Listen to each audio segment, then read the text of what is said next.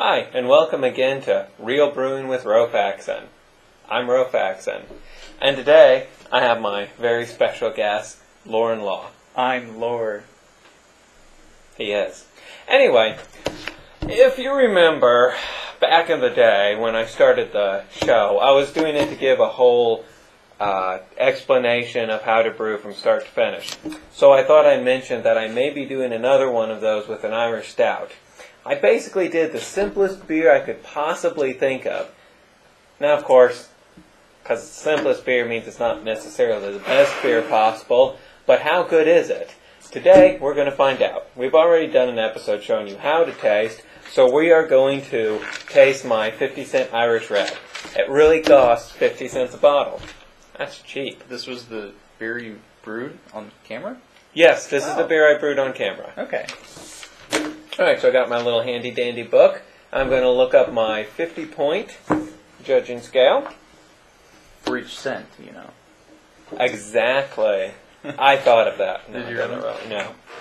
No, I really did. I like the 50-point scale better, that's all. You just like it longer. That's right. Anyway. So, let's start judging. And I'm going to do one, and Laura's going to do one, and we're going to see how close we are. So, the first category is aroma. It's out of 10 points, 3 for malt, 3 for hops, and 4 for other fermentable characteristics. So let's smell it. Yes, there's a lot of hop smell in that. I like the hop smell. But it's hard to smell the malt. It's there, but it's subtle.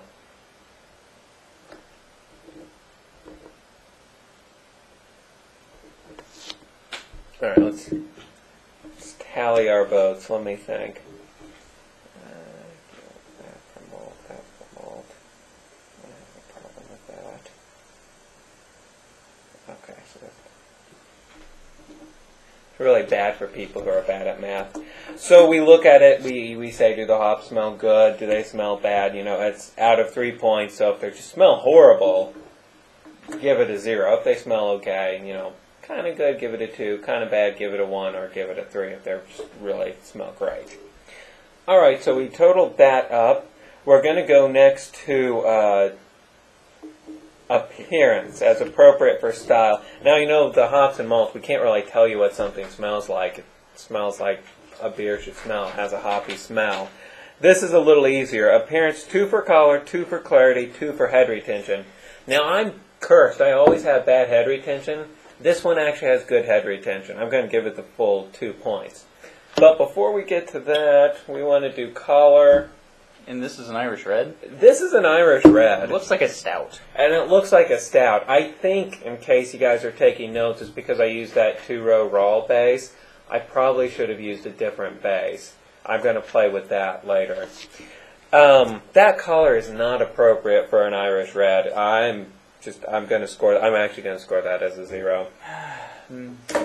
But it's really up to you as what you score it as. And the clarity is kind of hard to tell. Well, it's like a stout again, where you can't really see through it. It's very cloudy. Clarity says, is it cloudy or not? So it's very cloudy. Okay, then if it's cloudy, you give it a low clarity score. So I'm going to give it a low clarity score. Head retention, I'm going to give it the 2. Yeah, it definitely has that. Right. I feel like I didn't discuss aroma enough, but it's really hard to separate malt from hops. Malt is kind of the bittering agent, and you can kind of smell that. It's got a floral smell, whereas the malt has more of a grainy smell, because it's the grains. Sometimes a sweet smell, too. And other fermentable characteristics, or just whatever. So let's move on to flavor. All right, this is kind of tricky. Malt 4, hops 4, balance 5, conditioning carbonation 3, and aftertaste 3. So remember, we've got a balance category, so we're going to taste this and taste just the malt, just the grainy part, and see if we like it. It doesn't matter if it's too subtle or too strong. We're tasting just the grainy part because we have a balance category later.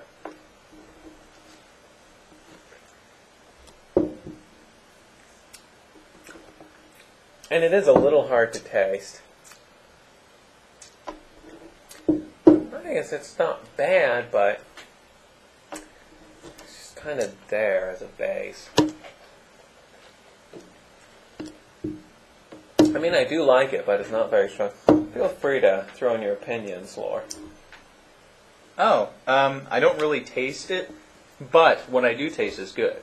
So I'm fine with the malt. Okay. Now I'm going to score it pretty high, because it's not bad. No, it's not. Now we're going to move on to the hops, the bittering part of the beer. It's definitely bitter. Yeah. That's kind of what hops are supposed to do. I like the flavor of these hops, so I'm going to score it pretty high, but... I didn't. I think it's entirely too bitter. I mean, that's what they're there for, but it's like... It's not the right kind of bitter to me. Okay, then you could score them lower. That's what I did. Okay. Now, this is the category that's going to kill this beer. For me, I have a feeling balance is out of 5 points. Mm-hmm. I really feel like there are way too many hops and not enough beer. True, but it's not so bad that you can't taste any malt. Now it's very subtle, and you can get it. So I'm not gonna throw it all the way from balance, but it's still not like completely balanced. If it was perfect, I'd give it a 5, but since it isn't, I gave it a little lower score. But since I can still taste the malt, it's okay. I'm going to give it a pretty low score because I think the balance is pretty off. I'm actually going down to a 1, which is pretty low. Let's move on to the next one. Conditioning and carbonation. Does it have the right carbonation for the style? I think so. It's fairly good carbonation for it. I actually agree. Now, if this was a stout, I would say no. Because No. it doesn't have those velvety bubbles I think we mentioned last time. It doesn't have those real fine velvety bubbles. It's got a bigger bubble and a stronger carbonation. Mm-hmm. But that's what you'd expect. That's what a red is. In a red. That's what you want in a red. So for the style, it's actually good. Yeah. So I'm going to score that high. Yeah. Now what about this aftertaste out of 3 points? The more you drink it, better it is, but... It's true with all beers. It is. But there is a weird, not pleasant aftertaste. And that comes from the hops. I think you're probably because it is right. overly hoppy. It is overly hoppy. Ho, you're a hoppy guy. So, yeah. I mean, it is out of 3. It's not pleasant all to me. I mean, there are some aftertastes that, as weird as they are very pleasant. Good. This one isn't one of those. It's like my first beer. Yes. And I'm going to score it pretty low, too. Alright, let me do a subcategory. I'm so bad at math. And what do you do for a living? Accountants don't need math. They need have calculators. adding machines. Yeah. Alright. I always double check my math because I'm really bad at it. Yep, that's right. But I'm good at complex math, which never made sense. Anyway, let's go on. Oh, we're almost done. Yes. Body as appropriate for style. So what's this? My body's appropriate for my style. Anyway, I give myself full points. we're talking about my body. 1 billion. Whatever, No. you're entirely too skinny. Whatever. You need some Daddy. muscles. Okay, Daddy. I didn't say fat, I said muscles. I know, I'm kidding. Anyway, let's go on. Body is out of 5 points. So does it feel like this beer is too thick, too thin, too watery? One of my biggest complaints with most beer you buy in the store is it tastes like water. It's like water with a little hops in there. Yep. It's hop water. And that's not a good thing. The body is always too weak. And a lower quality or cheaper or more popular store-bought beer. What about this one? I can feel this on my tongue. You know? It's not just going down. But it's not too thick either. It's not a stout. thick. It has the appropriate body for a red. I'm actually comparing this to my favorite Irish red, and it's actually doing a fairly good job. So, with the body-wise, I think it's really I think good. the body's actually really good, too. Yeah. I'm going to give it full credit. Full 5. That's really easy to subtotal. Mm-hmm. All right, one more category. Drinkability and overall impression. On a scale of 1 to 10. 1 to 10? I find this to be your most important category. Yes, it's a little hoppy. Mm-hmm. Yes. There's no doubt about that. But there's nothing else in it that I completely, utterly dislike except maybe the aftertaste. Right. But it's not like so ruining for it that it's completely a nasty beer. Mm-hmm. This is actually a good beer, even compared to my favorite Irish stout. Right. Or my Irish red. So I think it's okay myself. I think, overall, there is room to improve. But that's why we love brewing, because you can always make it better. But I do think if it is between this and most beers that I could buy in the store, I would actually rather have this. Yes. I'm going to give it a 7. I judge beers kind of harshly, but yeah, I'm going to give it a 7. Is that the last one, too? That was the last one. Because really, overall, it's not a bad beer. I think it's a good beer. It's nice because this is such a simple base recipe. We've got all sorts of places we can improve. 7, 8, 9, 10, 22, 27, 31. All right. Let's do that again.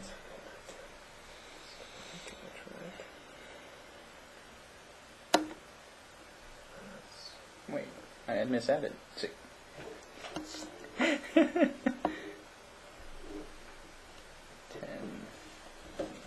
All right. 5 Calculating our mathematical skills. Yeah, I missed a number in my calculation.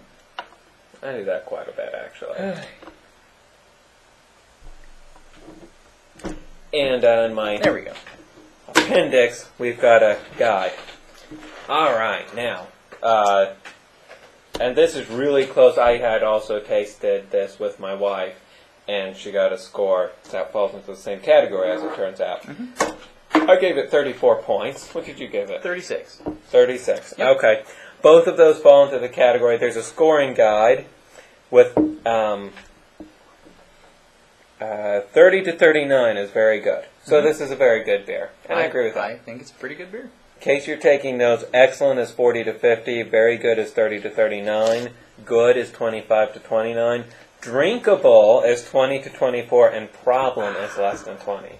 And ironically, it's only the store-bought beers that ever hit the problem category. Yes.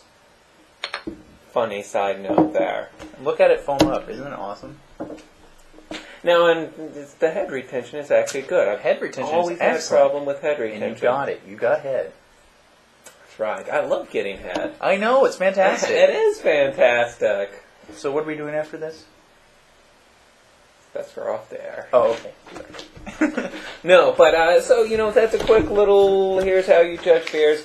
And what you really want to be doing this, especially if you're judging to improve your own beer, just be very honest with yourself. Don't always give all the categories the highest point, or you're not really going to improve, and you're not going to realize which are good and which are bad. And be aware that store-bought beer, no matter how much you like it, is probably not that good.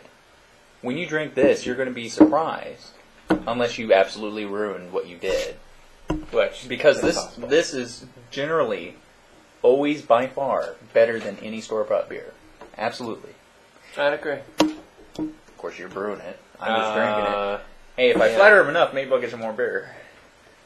I am prone to flattering. That just might work. So anyway, that's turns out this is a very good beer. Mm-hmm. I've had a few very good beers, a couple good beers, and had a couple excellent beers. I need to make those again. But anyway, that's the basic idea behind brewing. Mm-hmm. Behind tasting. Yep. So I think we're done, and just go ahead and use this scale, the 50-point scale. It's a really good one. Happy brewing.